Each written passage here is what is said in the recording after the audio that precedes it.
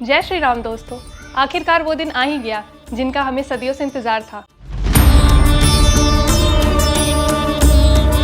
एक ऐसा दिन जिसका इंतजार 500 सालों से किया जा रहा था। एक ऐसा दिन जिसमें ना जाने कितनी पीढ़ियां खत्म हो गई। एक ऐसा दिन जिसकी लड़ाई में ना जाने कितने लोगों ने अपनी जान गंवाई। बस एक पल के लिए सोच के देखें कि 16वीं शताब्दी में कुछ ऐसे लोग थे जिनका सपना था कि वो अयोध्या में राम मंदिर बनता हुआ देखें। 18वीं शताब्दी में भी ऐसे लोग थे जो राम मंदिर का हक पाने के लिए अदालत तक चले गए थे।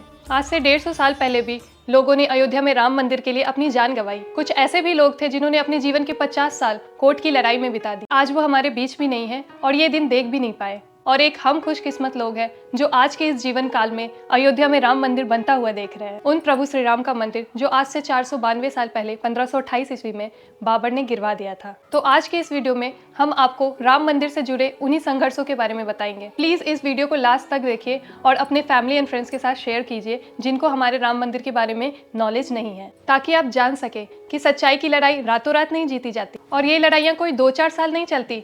इसके लिए आपको सैकड़ों साल भी लड़ाई करनी पड़ सकती। तो दोस्तों, आप सब लोग ये जानते हैं बाबर ने 1528 ईस्वी में राम मंदिर को तुड़वाकर मस्जिद का निर्माण किया था। पर इससे पहले की बात बहुत कम लोग जानते हैं, तो मैं आपको बताती हूँ।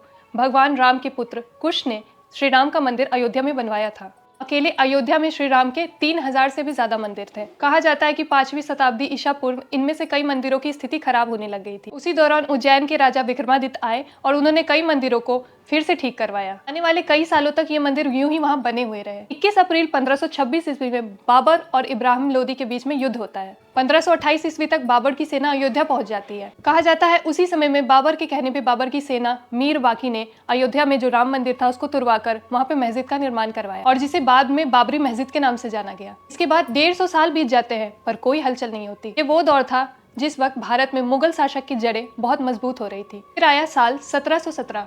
बाबरी मस्जिद को बने हुए तकरीबन 190 साल पूरे हो चुके थे। तब वहां पर जयपुर के राजा जय सिंह आए और उन्होंने कोशिश की कि बाबरी मस्जिद के इर्द गिर्द जितनी भी जमीन है वो उनको मिल जाए। राजा जय सिंह जानते थे कि हिंदुओं के लिए वो जगह कितनी मान्यता और आस्था वाला जगह है। उस वक्त उनके मुगलों से संबंध भी अच्छे थे, फिर भी वो इसे हासिल नहीं कर पाए। लेकिन मंदिर के पास ही वह एक राम चबूतरा बनवा देते हैं ताकि वहाँ हिंदुओं पूजा कर पाए। ये वो दौर था जहाँ मुस्लिम मस्जिद के अंदर नमाज पढ़ते थे और हिंदू राम चबूतरे के ऊपर पूजा करते थे। लेकिन मंदिर गिराने के 250 साल बाद भी हिंदू इसे भूले नहीं थे। भगवान श्री राम के हजारों मंदिर थे पर वो ये बात को नहीं भुला पा रहे थे भगवान श्री राम के जन्म स्थल पर मस्जिद कैसे बना दिया गया। 1813 ईस्वी में हिंदू संगठनों ने ये दावा किया कि 1528 ईस्वी में बाबर ने राम मंदिर तोड़कर मस्जिद का निर्माण करवाया। 1838 ईस्वी में ब्रिटिश सर्वेयर मॉन्टेग्यू मेरीमार्टिन ने अपने सर्वे में ये क्लियर किया है कि मस्जिद में जो पिलर यूज किए गए हैं वो मंदिर से लिए गए हैं। रिपोर्ट के आने के बाद काफी हंगामा हुआ। उसके बाद नमाज पढ़ने के साथ साथ उस स्थान पे पूजा भी होने लगी। 1855 ईस्वी तक ये सिलसिला ऐसा ही चलता रहा। नमाज के साथ साथ पूजा भी की जाने लगी। 1855 ईस्वी के बाद मुस्लिमों को तो मस्जिद में जाने की इजाजत मिली पर हिंदू अंदर प्रवेश नहीं कर सकते थे। फिर आया 1885 ईस्वी। आज से तकरीबन 138 साल पहले ये मामला कोर्ट में पहुंचा। फिर आया 1934। फिर से वहाँ पे दंगे शुरू हो गए। उन दंगों में मस्जिद की एक दीवार टूट जाती है पर बाद में उसे बना भी दिया जाता है, परंतु बाद में बनवाने के बाद भी मस्जिद में नमाज पढ़ना बंद कर दिया जाता है। उस वक्त अंग्रेजों का शासन चल रहा था पर हमारे राम भक्त ने इस संघर्ष को हमेशा जारी रखा। फिर आया साल 1947। देश आज़ाद हो गया था।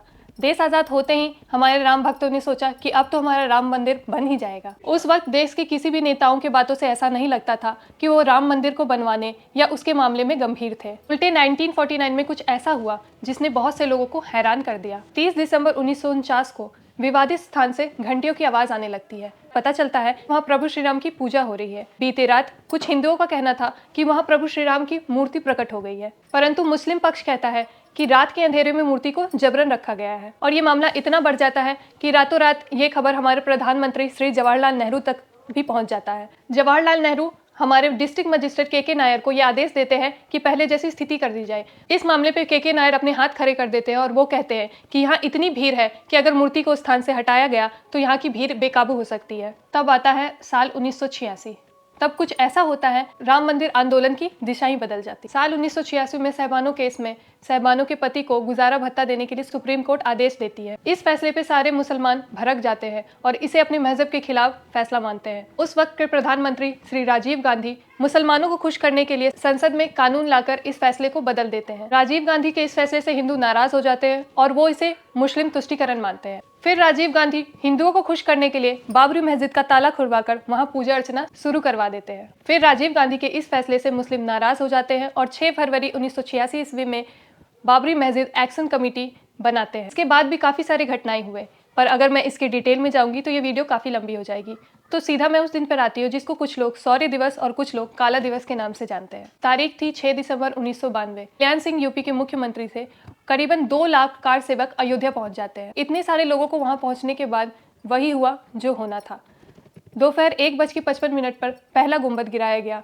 दोपहर 3:50 पर दूसरा गुंबद गिराया गया। शाम के 5 बजे तक तीनों के तीनों गुंबद गिरा दिए गए। इस घटना के तकरीबन 1.5 घंटे बाद यूपी में राष्ट्रपति शासन लगा दिया गया और कल्याण सिंह ने अपने पद से इस्तीफा दे दिया। इसके बाद दंगों में करीबन 1000 लोगों ने अपनी जानें गंवाई। मुंबई में हुए सांप्रदायिक दंगों में भी 900 लोगों ने अपनी जानें गंवाई। और तो और इसके 7 साल बाद तक अदालत में इस मामले को लेकर शांति छाई हुई थी। परंतु 90 के दशक में बीजेपी शासन आने के बाद तमाम हिंदू संगठन इस मामले में सक्रिय हो गए। पहले देश भर में चल रहे मामलों को एक जगह लाया गया। आर्कियोलॉजिकल सर्वे ऑफ इंडिया को यह मामला सौंपा गया। उस सर्वे में ये पाया गया कि मस्जिद से पहले वहां राम मंदिर पाए जाने के कुछ अवशेष प्राप्त हुए हैं। एएसआई की इस रिपोर्ट ये पहला साइंटिफिक रीजन था जिससे ये साबित होता था कि वहां पहले हिंदू मंदिर ही था। एएसआई की इसी रिपोर्ट को बेस बनाते हुए अदालत ने विवादित जमीन को राम भूमि ट्रस्ट, निर्मोही अखाड़ा और सुन्नी वक्फ बोर्ड के बीच में बराबरी में बांट दिया, मगर तीनों ही पक्ष अदालत के इस फैसले से सहमत नहीं होते। 2011 में ये मामला सुप्रीम कोर्ट पहुंचता है, पर वहां पर भी 7 सालों तक इस मामले पे कोई सुनवाई नहीं होती। एक मीडिएशन पैनल बनाकर मामले को आपसी रजामंदी से सुलझाने की कोशिश होती है। जब उससे भी कोई फैसला नहीं निकलता तो सुप्रीम कोर्ट इस मामले की सारी दस्तावेजों को इंग्लिश में ट्रांसलेट करने की फैसला देती है। अगस्त 2019 में मामलों से जुड़ी सभी पक्षों की सुनवाई पूरी हो जाती है और उसी साल 9 नवंबर